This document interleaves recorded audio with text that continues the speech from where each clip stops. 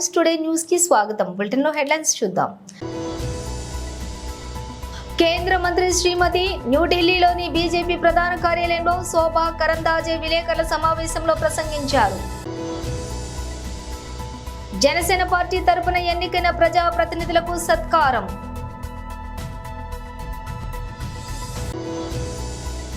గంజాయి మద్యం మత్తులో ఆడబిడ్డల జోలికి రావద్దని హెచ్చరిస్తున్నాం. సీఎం నారా చంద్రబాబు నాయుడు.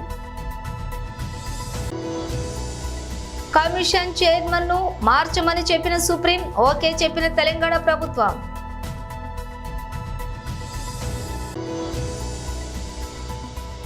స్విగ్గీ జొమాటోలలో మద్యం డోర్ డెలివరీ త్వరలో నిర్ణయం. డీటెయిల్స్ చూస్తే కేంద్ర మంత్రి శ్రీమతి న్యూఢిల్లీలోని బీజేపీ ప్రధాన కార్యాలయంలో శోభా కరందాజే విలేకరుల సమావేశంలో ప్రసంగించారు. कर्नाटक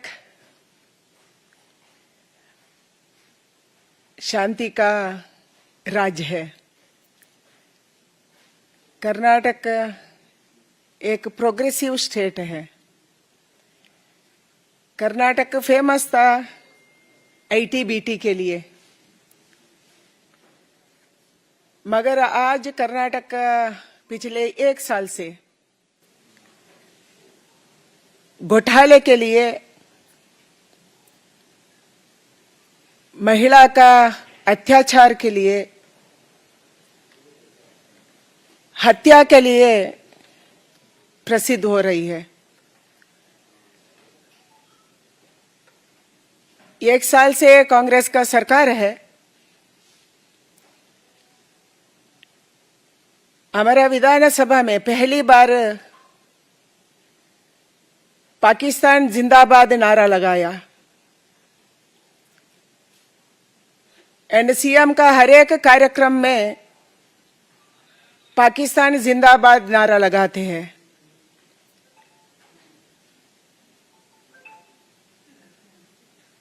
कॉलेज का बच्चियों को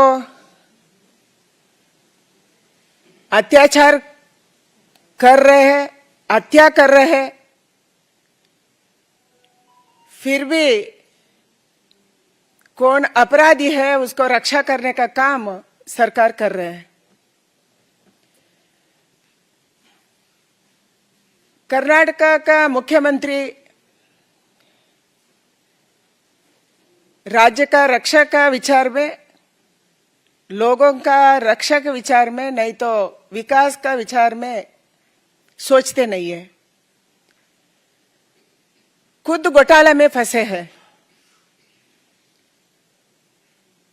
मुख्यमंत्री जी खुद,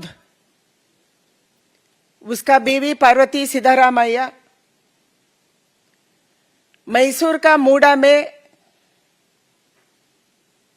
14 साइट्स लिए, कानून का विरुद्ध वो लिए हैं. केसरे गांव में 1992 में मूडा के लिए जमीन मूडा अधिकृत करता है, तब उसको 3,81,000 कॉम्पनसेशन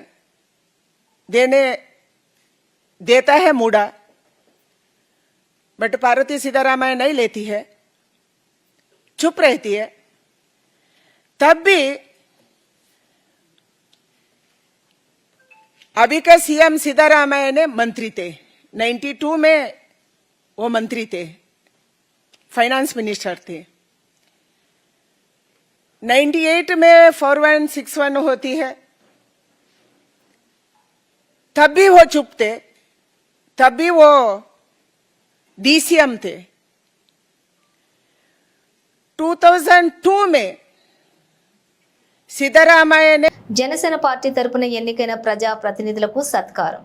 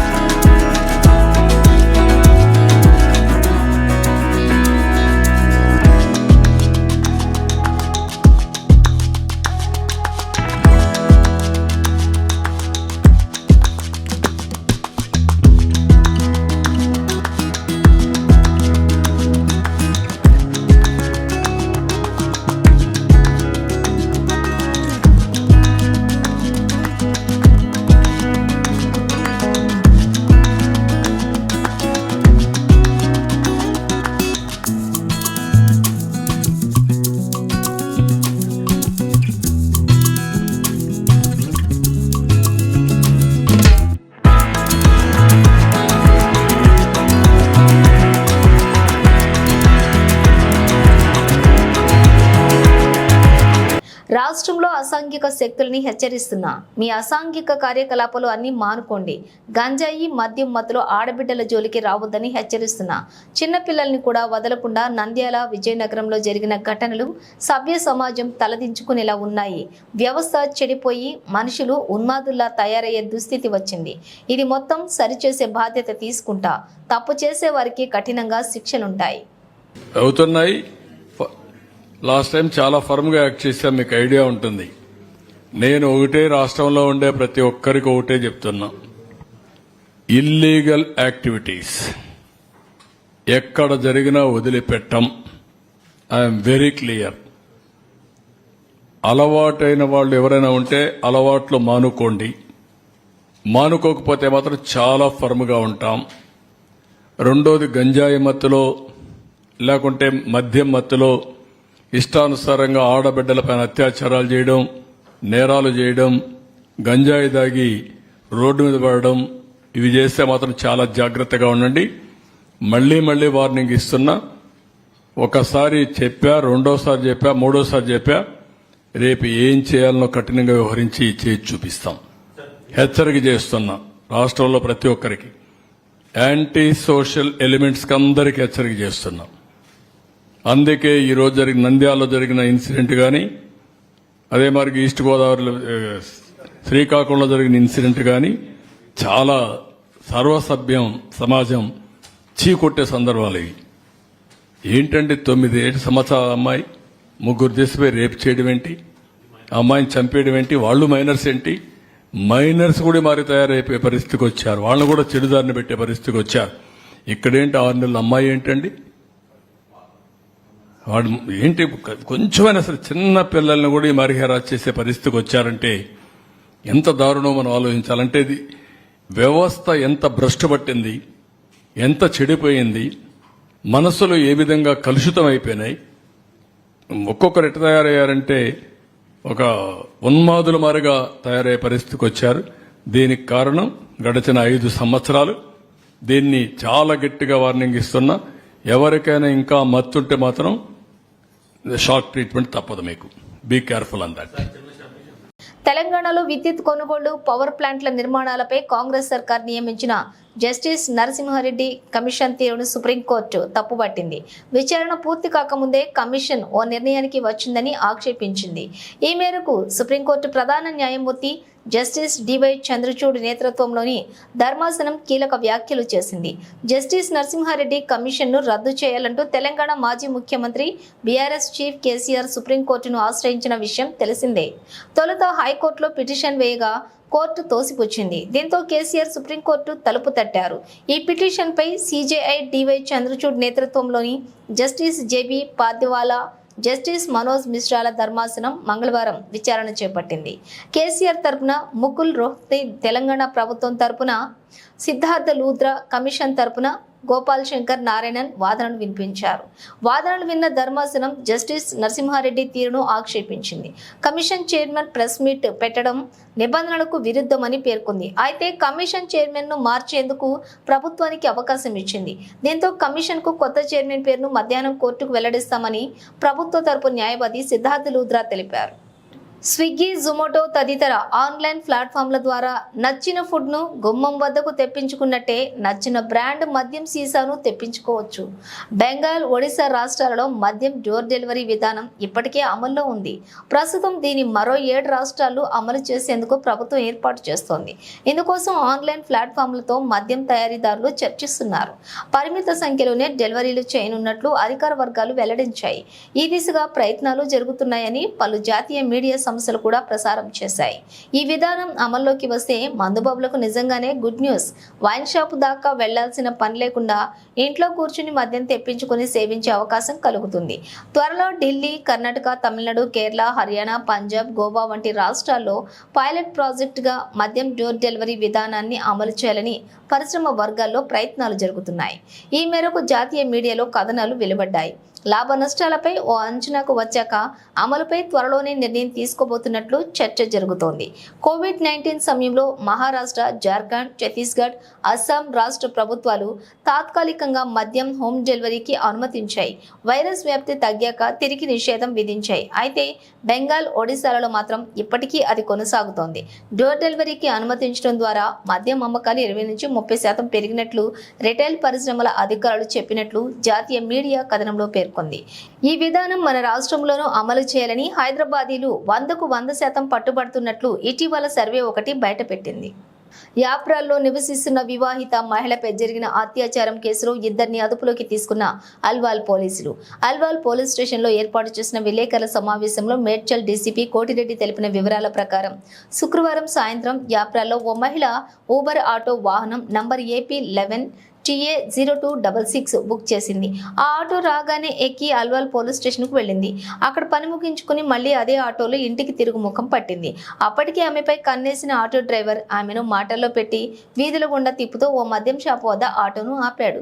మహిళ అభ్యంతరం చెబుతున్నా అక్కడ ఇద్దరు వ్యక్తులను ఆటోలో ఎక్కించుకున్నాడు. ఆ ఇద్దరు మద్యం తాగుతూ మహిళ వద్దంటున్నా ఆమెతోనూ బలవంతంగా మద్యం తాగించారు. రంగపాక సాయి కిరణ్ అనే వ్యక్తి వివాహితపై అత్యాచారానికి పాల్పడ్డాడని డీసీపీ తెలిపారు. అత్యాచారం అనంతరం తెల్లవారుజామున వివాహితను అల్వాల్లోని గణేష్ టెంపుల్ వద్ద వివాహితను భయభ్రాంతులకు గురిచేసి ఒంటరిగా వదిలేయడంతో వివాహిత 100కు డయల్ చేయడంతో బొల్లారం పోలీసులు సంఘటన స్థలానికి చేరుకుని వివాహిత తెలిపిన వివరాల ప్రకారం నిందితులను గుర్తించినట్లు తెలిపారు.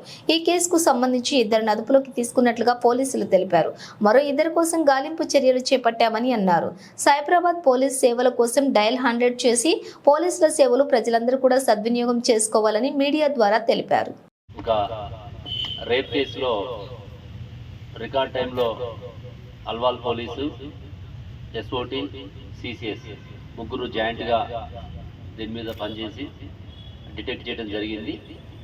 కేసు వివరాలు చూస్తే మనకి శుక్రవారం నైట్ ఒక వివాహిత మహిళ తన కుటుంబ సమస్యలతోటి అల్వాల్ పోలీస్ స్టేషన్లో కంప్లైంట్ చేసి పోవటము, ఆమె రిటర్న్లో నైట్ 10-10:30 టైంలో పోలీస్ స్టేషన్కి వస్తుంది.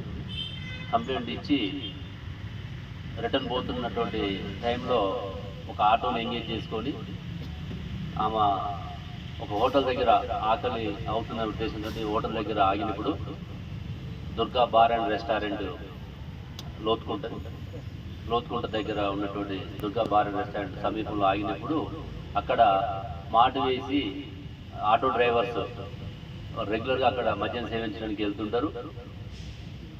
అదే టైంలో ఈ మహిళను చూసి వాళ్ళు ఆమెను ఏ విధంగా అయినా సరే లోపరుచుకోవాలనే ఉద్దేశంతో అక్కడ వాళ్ళు పథకం ప్రకారం వీళ్ళు ప్లాన్ చేసుకుంటారు. ఇందులో ముద్దాయిలు ఇద్దరు Rangapaka Sai Kiran alias Nani, auto driver Alwal. ఇతను మెయిన్ ముద్దాయి. ఇందులో ఇతను ఒక్కడే నేరంలో పాల్గొనడం జరిగింది. ఇతనికి మహమ్మద్ సలీం అనే వ్యక్తి సహకరిస్తాడు. అమ్మాయిని లోపరుచుకునేటువంటి క్రమంలో అక్కడ దుర్గా బార్ అండ్ రెస్టారెంట్ దగ్గర ఒక ½ అన్ అవర్ అమ్మాయిని ఎంగేజ్ చేసి మాట్లాడి ఆమెని సమన్వయం చేసి నచ్చజెప్పి ఇద్దరిని కూడా ఆటోలో ఎక్కడం జరుగుతుంది. ఆటోలో ఎక్కిన తర్వాత ఇక మొత్తం అందులో అప్పటికే అతను మద్యం సేవించి కొంత బాటిల్స్ కూడా బీర్ బాటిల్ ఇవన్నీ కూడా పెట్టుకొని ఆ డ్రైవర్ని కూడా బెదిరించడం జరుగుతుంది. డ్రైవర్ని బెదిరించి నేను మన కడకలా తీసుకెళ్ళాలని చెప్పేసి దాదాపు ఒక 1 అవర్ ఎక్కడ ఐసోలేటెడ్ ప్లేస్ దొరుకుతుందని చెప్పేసి అప్పటి వరకు ఆటోలో తిప్పడం జరిగింది. ఆ ప్రాసెస్లో వాళ్ళు సుచిత్ర, సికింద్రాబాద్, లోతుకుంట ఈ ప్రాంతాలన్నీ కూడా తిరిగిన తర్వాత మన ఏరియాలో గణేష్ టెంపుల్, లోతుకుంట శ్మశాన వాటిక దగ్గర ఒక ఐసోలేటెడ్ ప్లేస్ని ఐడెంటిఫై చేసుకొని అక్కడ ఆటో దింపని చెప్పడం జరుగుతుంది. దింపిన తర్వాత అమ్మాయిని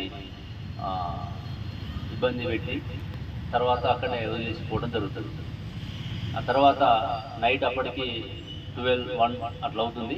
ఆ టైంలో అమ్మాయి రోడ్డు మీదకి వచ్చి డైల్ 100కి ఫోన్ చేయడం, అది బొల్లారం PS ఏరియా బోర్డర్ కావడం వల్ల వాళ్ళు అక్కడ రీచ్ కావటము, ఆ రోజు వాళ్ళు అక్కడ 0 FIR కట్టడము, తర్వాత మనకి ట్రాన్స్ఫర్ చేయడం జరిగింది. ట్రాన్స్ఫర్ చేసిన తర్వాత అంటే శనివారం రోజు మనకి ఎఫ్ఐఆర్ ట్రాన్స్ఫర్ వచ్చింది. రాగానే ఇక్కడ ఉన్నటువంటి అల్వాల్ సిఐ రాహుల్ దేవ్ టేకప్ చేసి వాళ్ళ డిఐని వాళ్ళ స్టాఫ్ని అందరిని కూడా ప్రాపర్గా గైడ్ చేసి టీమ్స్ ఫామ్ చేసుకొని టెక్నికల్ ఎవిడెన్స్ మొత్తం సీసీ కెమెరాలు ఎక్కడెక్కడ తిరిగిరో సీసీ కెమెరాలు చూడటము, వాళ్ళ ఫోన్ కాంటాక్ట్స్ డీటెయిల్స్ తీసుకోవటము, వీటన్నిటి నుండి ఎవరైతే అసలు ముద్దాయిలు ఉన్నారో వాళ్ళని ట్రాక్ చేసి పట్టుకోవడం జరిగింది. ఇందులో ఎస్ఓటి వాళ్ళు సిసిఎస్ వాళ్ళు కూడా సహకరించడం జరిగింది. కేసు డిటెక్షన్లో సిపి గారు కూడా వాళ్ళందరినీ అభినందించడం జరిగింది. వాళ్ళకి తగిన రివార్డ్స్ కూడా పెడుతున్నాం. ఈ కేసులో ఏసీపీ పేట్ బషీరాబాద్ ఏసీపీ రాములు గారు వాళ్ళని గైడ్ చేయడం జరిగింది. వారు కూడా నిన్నంతా కూడా పోలీస్ స్టేషన్లో ఉండి ఈ కేసు డిటెక్ట్ అయ్యేదాకా ఇక్కడే ఉండి మానిటర్ చేయడం జరిగింది. వీళ్ళందరినీ ప్రత్యేకంగా అభినందిస్తున్నా.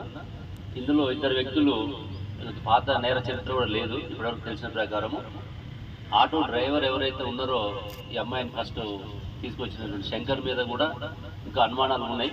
పూర్తిగా మళ్ళీ ఒకసారి వీళ్ళని కస్టడీ తీసుకున్న తర్వాత ఇంకా డీటెయిల్గా వెరిఫై చేసిన తర్వాత వాళ్ళ రోల్ కూడా ఎస్టాబ్లిష్ చేస్తాం. ఇప్పటివరకు అంటే యాక్చువల్గా ఇది సామూహిక అత్యాచారం అని చెప్పేసి నిన్న మొన్న పేపర్లో రావడం చూసినాం. అట్లాంటిది లేదు. కేవలం ఒక వ్యక్తి మాత్రమే ఈ అత్యాచారంలో ఇన్వాల్వ్ అయి ఉన్నాడు. అతనికి అబెట్మెంట్ కింద ఇంకొక సలీంని మనం అదుపులోకి తీసుకోవడం. నాగర్ కర్నూలు నియోజకవర్గంలోని ప్రజల సౌకర్యార్థం కోసం ప్రతి గ్రామానికి బస్సు సౌకర్యం ఏర్పాటు చేస్తామని స్థానిక ఎమ్మెల్యే డాక్టర్ రాజేష్ రెడ్డి అన్నారు.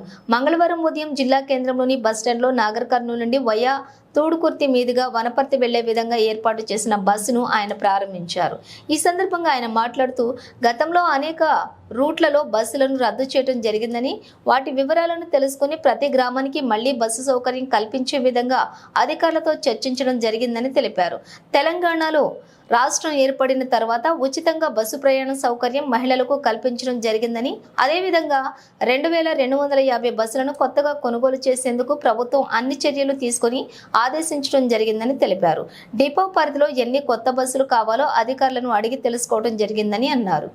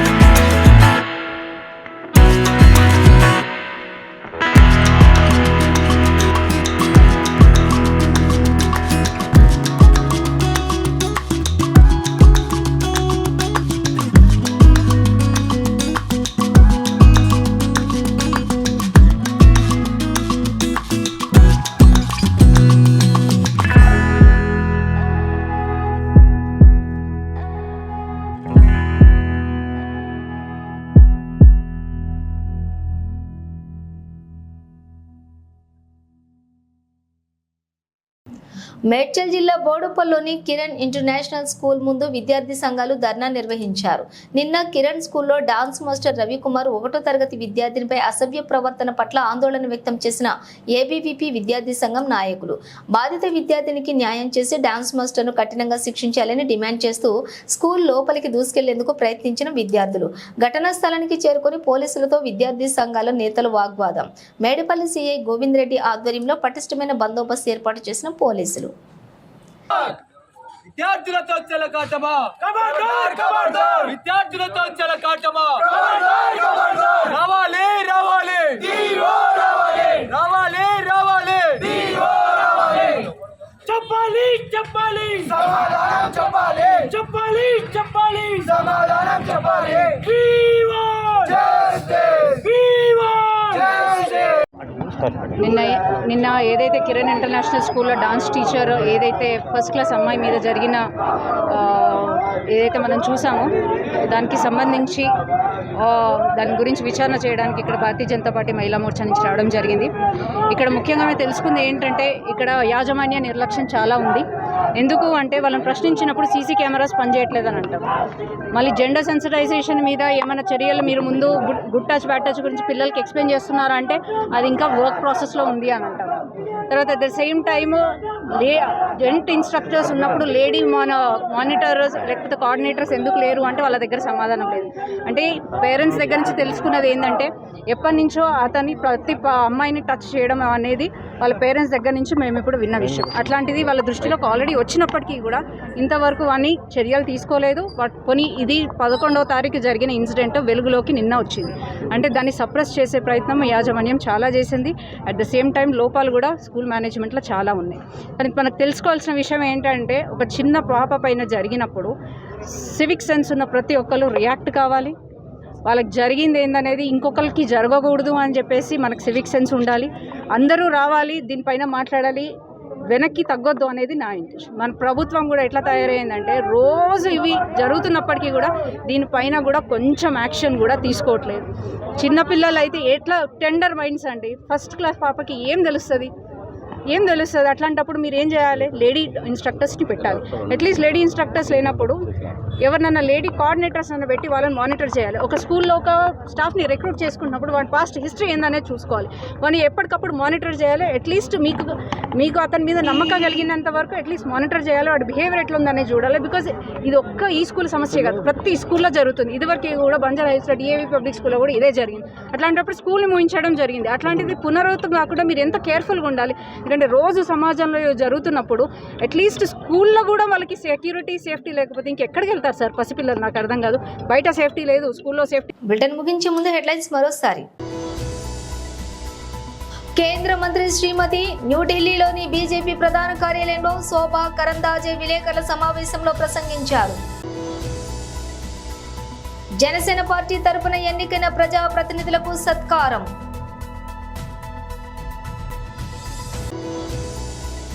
గంజాయి మద్యం మత్తులో ఆడబిడ్డల జోలికి రావద్దని హెచ్చరిస్తున్నాం CM Nara Chandrababu Naidu. Commission chairman ను మార్చమని చెప్పిన సుప్రీం, ఓకే చెప్పిన తెలంగాణ ప్రభుత్వం.